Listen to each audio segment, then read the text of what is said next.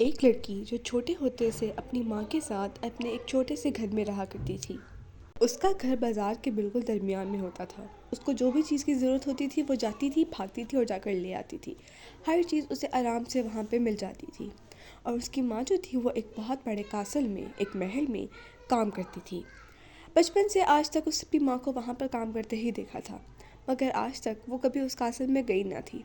उसके बहुत सारे दोस्त थे और वो छोटे बच्चों से भी काफ़ी दोस्ती कर लेती थी। वो लड़की को बहुत पसंद था जब हर कोई हंसता खेलता मुस्कराता था।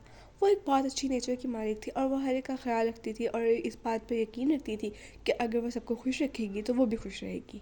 और अगर कोई उससे खफा हो जाता तो वो फ़ौरन उसको मना लेती थी, क्योंकि उससे किसी की नाराज़गी बर्दाश्त नहीं होती थी। ऐसे ही एक दफ़ा ये हुआ कि उसकी एक दोस्त उससे नाराज़ हो गई।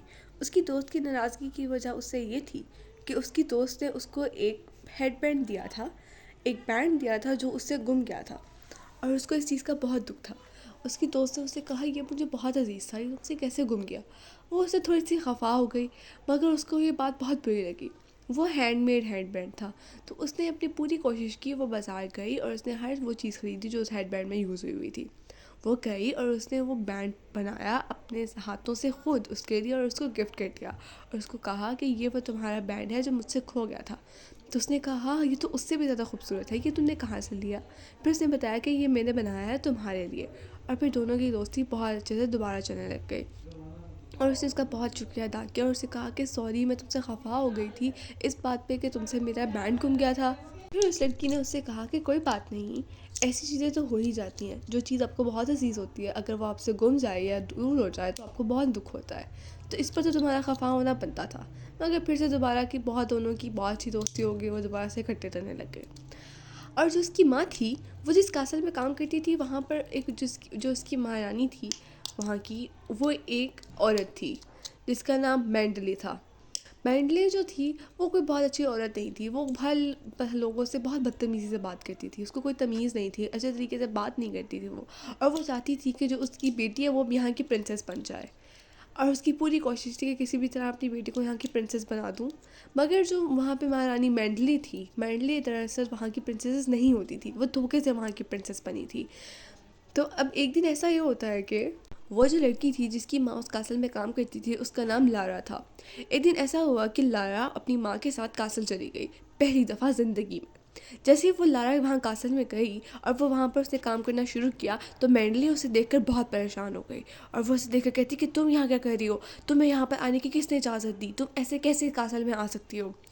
फिर लारा ने कहा कि मैं अपनी माँ के साथ आई हूँ यहाँ पर इसका इधर काम करवाने के लिए, क्योंकि आज आप जानती हैं कि आज आपकी बेटी ने प्रिंसेस बन जाना है और उसको और इस महल में बहुत सारा काम है करने के लिए, तो मैं इसलिए यहाँ पर आई हूँ।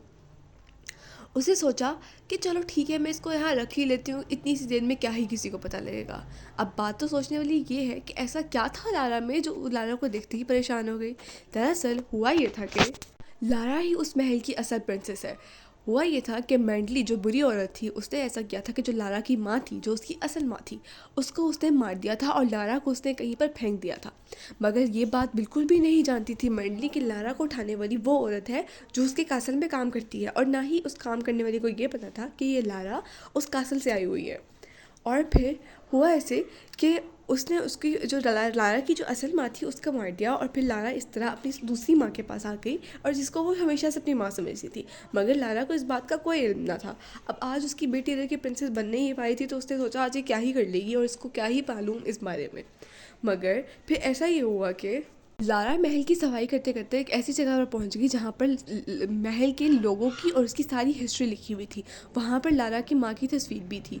लारा ने जैसे अपनी माँ को देखा तो उसने देखा कि ये तो हूबहू मेरे जैसी है। तो लारा को समझ आया कि ये जो मेरी माँ है। और फिर लारा को पता लगा कि दरअसल वो इधर की प्रिंसेस है और उसकी माँ को मार दिया गया था। और ये सारी स्टोरी उसे एकदम सब कुछ पता लग जाती है, और उसको बताने वाला एक वज़ीर होता है जो बिल्कुल मरने वाला होता है। और वो जैसे ही लारा को देखता है तो वो लारा को और के पास ले जाता है और उसको एक कमरे में बिठाता है और उसको सारी असलियत बता देता है कि ये जो मैंडले है ये कोई बुरी औरत है, इसने तुम्हारी माँ को मारा था और तुम ही असल प्रिंसेस हो। आज तुम्हारे लिए बेहतर है कि अगर तुम उसकी बेटी को प्रिंसेस ना बनने तो खुद प्रिंसेस बन जाओ। अगर तुम एक दफ़ा बस एक ताज पहन लोगी तो तुम्हें वो कोई भी उतार नहीं सकता, क्योंकि जैसे ही तुम ताज पहनोगी तो तुम एक नए उसमें कन्वर्ट हो जाओगी। तुम्हारे कपड़े बिल्कुल नए हो जाएंगे। और जिसके कपड़े नए हो जाते हैं वही असल प्रिंसेस है, और ये बात सच है। जैसे ही लारा को ये सारी हकीकत पता लगी तो लारा नीचे गई भागी भागी, और उसने वो ताज उसकी बेटी को पहनने से पहले ही उसने वो ताज खुद पहन लिया।